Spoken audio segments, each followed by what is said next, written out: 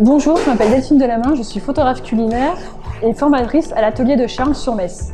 Aujourd'hui, nous nous trouvons dans les locaux de Délices d'Essence sur Lyon et on va parler un petit peu de la lumière et comment apprivoiser la lumière en photographie culinaire. Alors que la lumière soit naturelle ou artificielle, il est très important pour un photographe de connaître la lumière et de savoir travailler avec elle, puisque une photo et toute bonne photo, la photo c'est de la lumière. Donc si vous savez l'utiliser, vous pourrez faire de très bonnes photos.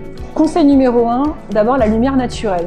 Chose très simple à faire chez vous. D'abord, regardez où est-ce que vous avez des fenêtres, voire même des baies vitrées, à quel endroit elles se trouvent, si c'est au nord, au sud, à l'est ou à l'ouest.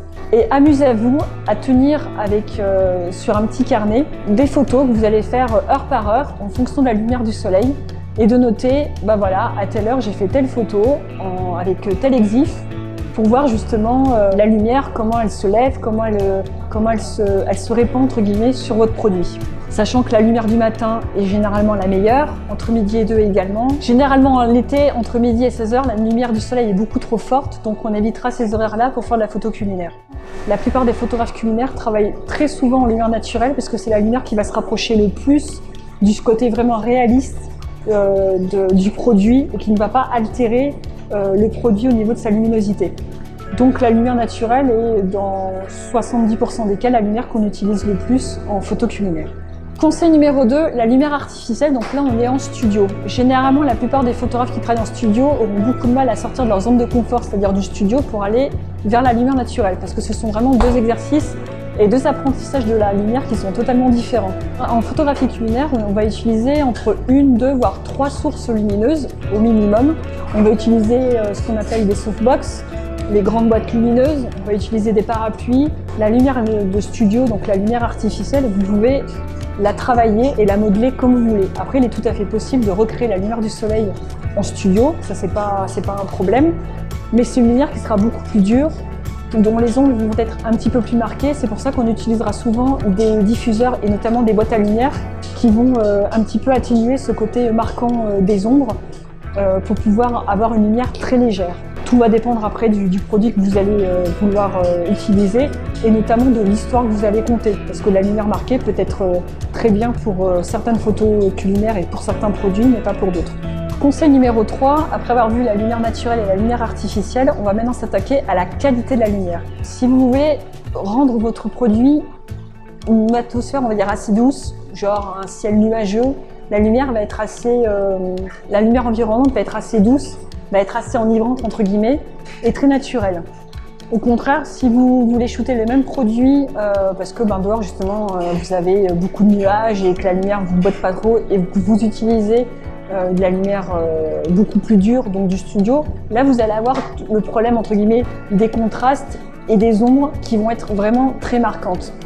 Donc il faut faire vraiment très attention à la qualité de la lumière que vous allez choisir. Donc ça, la qualité de la lumière et le choix que vous allez faire correspond vraiment à l'histoire que vous voulez raconter dans votre image. Donc si la lumière naturelle n'est pas bonne ce jour-là et que vous voulez faire de la lumière studio mais que ça ne vous convient pas, attendez un jour de plus, regardez la météo et faites votre photo en fonction de ça. C'est pour ça qu'il est primordial dès le départ, quand vous prenez contact avec votre client, de bien savoir la demande qu'il veut, l'univers, l'ambiance, d'où l'importance également de travailler sur des visuels et des planches tendances, parce que tout ça, ça va vous permettre en amont de savoir au final la lumière que vous allez utiliser pour raconter votre histoire entre guillemets. Et la qualité de la lumière est vraiment primordiale, donc soit dure, soit douce, c'est à vous de voir l'histoire que vous voulez conter.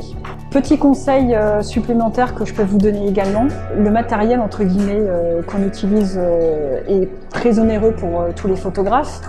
Donc à la maison, vous avez certainement des produits comme le papier d'aluminium, des rideaux transparents, des housses de vêtements également, des miroirs que vous trouvez facilement dans votre salle de bain pour vous maquiller, des miroirs sur pied, je parle, qui pourront vous servir à la fois de réflecteur et à la fois de diffuseur en fonction du produit que vous allez utiliser. Donc c'est pareil, n'hésitez pas à recourir à des petites boutiques pour aller acheter un petit miroir sur pied, ça coûte 3 €, ça coûte 3 fois rien.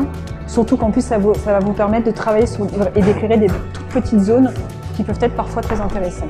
Voilà pour la vidéo du jour. Si vous voulez plus de conseils, n'hésitez pas à cliquer sur le lien qui se trouvera en bas de la vidéo dans la partie description. Cliquez sur le lien du site internet de l'atelier de Charles sur Metz. Et si jamais la vidéo vous a intéressé et que vous voulez en savoir plus, n'hésitez pas à faire une demande de formation avec moi-même. Je serai ravie de vous compter parmi les stagiaires. Bonne journée!